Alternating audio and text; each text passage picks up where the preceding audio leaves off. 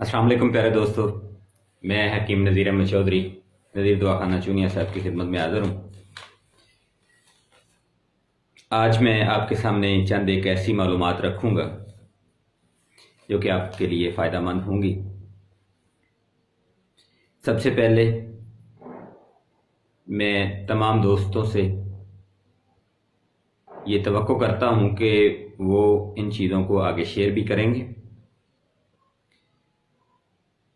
इस वक्त तक नेशनल काउंसिल फॉर तिब पाकिस्तान से जो पंजाब के लोग हैं वो 10,797 लोग जो हैं उन्होंने अब तक डिग्री हासिल की है, सर्टिफिकेट हासिल किया है। और पंजाब हेल्थ केयर कमीशन की तरफ से 51,511 लोग जो हैं वो अभी तक रजिस्टर्ड हैं और 34,339 लोग जो हैं उनको लाइसेंस जो है वो इशू हो गया है। इसका मतलब ये हुआ कि कुछ लोग एलोपैथिक के हैं और कुछ लोग होम्योपैथिक के हैं और बहुत सी इलाजगाहें भी हैं जिसमें सरकारी भी हैं और प्राइवेट क्लिनिक्स भी हैं। इन सब के बावजूद बहुत से अमराज जो हैं उनमें इजाफा होता जा रहा है, बहुत सी अलामात के अंदर इजाफा होता जा रहा है। क्या हमने कभी ये सोचा है कि कोई ऐसी तो वजूहात होंगी जिनकी वजह से हम दिन ब दिन नए अमराज में जा रहे हैं? क्या हमने 80 साल 90 साल पीछे जाके सोचा है कि क्या ये जो अमराज आजकल हैं क्या ये तब थे? तो आइए मैं आपको बताता हूं कि ऐसा क्यों हुआ। चंद एक चीज़ें हैं, इस तरह से और भी बहुत सी चीज़ें निकल सकती हैं। मैं निकालूंगा तो वो भी आएंगी सामने और इंशाल्लाह वो भी आपको बताऊंगा। मैंने बहुत सी चीज़ें निकाली भी हुई हैं, लेकिन अभी चूंकि टाइम कम है मैं आपको चंद एक चीज़ें बताता हूँ। सबसे पहली बोतल cold drink, Pepsi, Mirinda, Phanta. तो सबसे पहली बोतल जब पाकिस्तान में इंट्रोड्यूस हुई तो वो टाइम था जनाब 1965। कोको कोला कंपनी का नाम था और उसने अपना बिजनेस यहाँ पे शुरू किया। फिर स्प्राइट आया 1972 के अंदर। तो फिर बहुत सी जो है वो कोल्ड ड्रिंक कंपनीज जो हैं वो काम करते करते करते करते, लेकिन कार्बोनेटेड वाटर ने जो हमारा नुकसान किया है वो हमें अंदाज़ा है। हर किसी को नहीं है लेकिन चंद एक लोगों को अंदाज़ा है। मैं उन लोगों से गुजारिश करूंगा कि वो भी आएँ, मेरा साथ दें, हम लोगों को बताएं कि हमें कौन कौन सी चीज़ें जो हैं वो ज़्यादा से ज़्यादा अमराज का सामना करने में हमें जो है वो दरपेश हैं, उनको ख़त्म करना है हमने, उन चीज़ों को, उनके इस्तेमाल को।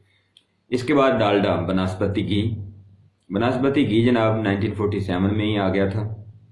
तो इसके जो नुकसान हैं वो भी हमें अंदाज़ा है। कोलेस्ट्रॉल का बनना, चर्बी का बढ़ना, सांस के अमराज, बीपी के अमराज, शुगर के अमराज। इसके बाद फ्रिज की बात कर लेते हैं जी। 1986 में पहली फ्रिज आई और फिर आहिस्ता आहिस्ता अब तो हर घर में है, लेकिन फ्रिज का ठंडा पानी हम इस्तेमाल करने से बाज नहीं आते। मैदे के मसाइल में हम ज़रूर जाएंगे जब हम फ्रिज का ठंडा पानी इस्तेमाल करेंगे। तो फिर ये कोलेस्ट्रॉल भी होगा, यूरिक एसिड भी होगा, शुगर भी होगा, ब्लड प्रेशर भी होगा। चलें इनकी भी रिपोर्ट मैं आपको बाद में देता हूँ कि कितने लोग सालाना इनकी वजह से मरते हैं। प्रेशर कुकर 1973 के अंदर जनाब SCB कंपनी ने मुतारफ़ करवाया और 1991 में जब ये आम मिलना शुरू हुआ तो उस वक़्त इसकी जो कीमत थी वो लगभग $399 थी।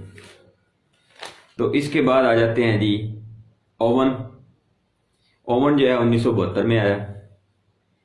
एंटीबायोटिक्स अद्वियात 1940 में आई। तो मैं इसलिए आपको पीछे 80 साल तक लेके जा रहा था। ये वो तमाम चीज़ें हैं, इस तरह और भी बहुत सी चीज़ें हैं।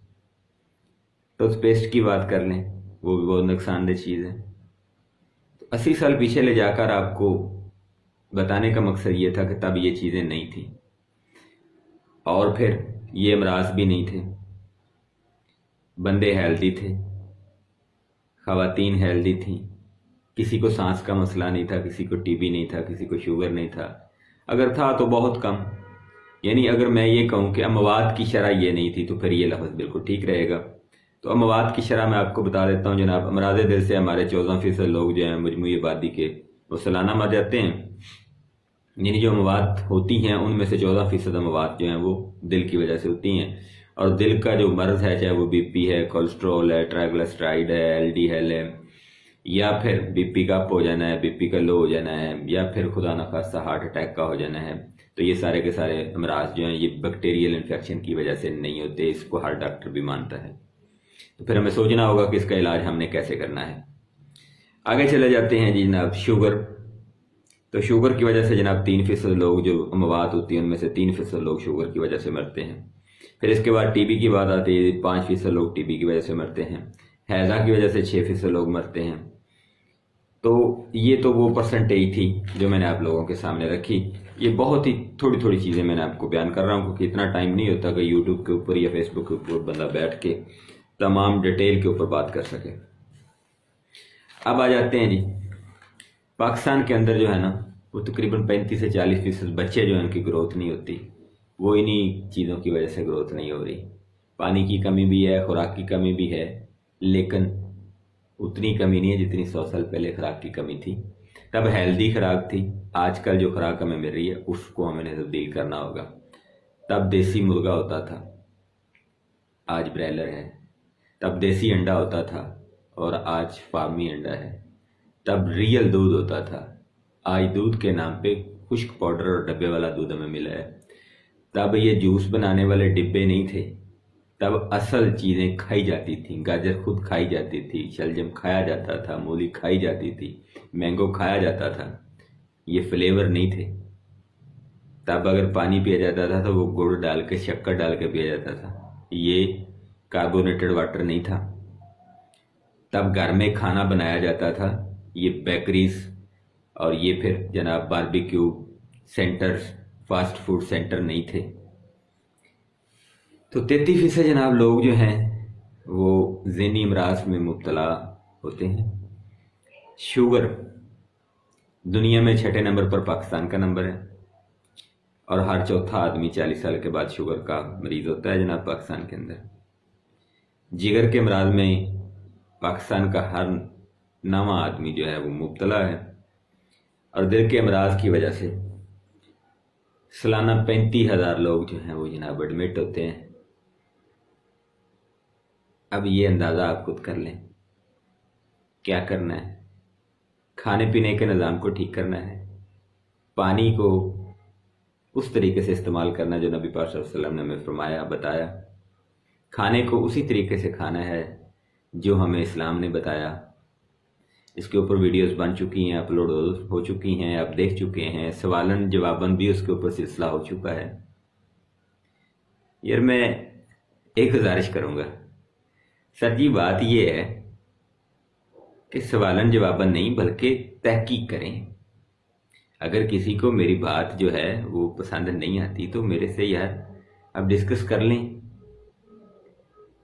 ऐसे ना कहें कि अब बस कर दें, बहुत हो गया है, आपने बहुत सी बातें कर दी हैं। मेरे भाई आप हमारे साथ चलें, हमसे डिस्कस करें, मामलात को आगे लेकर चलें, ताकि हमारी अपनी कौम, हमारी अपनी वाम, हमारे अपने लोग अमराज से महफूज रह सकें, सेहतमंद रहें, तंदुरुस्त रहें। तो इसी का नाम ही ज़िंदगी है। अमराज अल्लाह पाक की तरफ से होती हैं, लेकिन अल्लाह पाक ने उनके इलाज और बेहतर चीज़ें हमें बताई हैं, हम उनका इस्तेमाल कर सकते हैं। इसका मतलब ये नहीं है कि खुद ही आप एंटीबायोटिक्स हर जगह पे इस्तेमाल करें, कोक करें, आइसक्रीम करें, बारबेक्यू करें, फास्ट फूड करें, पानी गलत तरीके से पिए, खाना गलत तरीके से खाएं, फिर कहें हमें मैदे के अमराज हैं। तो भाई मैदे के अमराज तो होंगे, और फिर मैदे के जब अमराज होते हैं तो फिर कई अमराज जो हैं वो फ्री में आ जाते हैं। फिर उनका इलाज करते करते और भी बहुत से अमराज आ जाते हैं।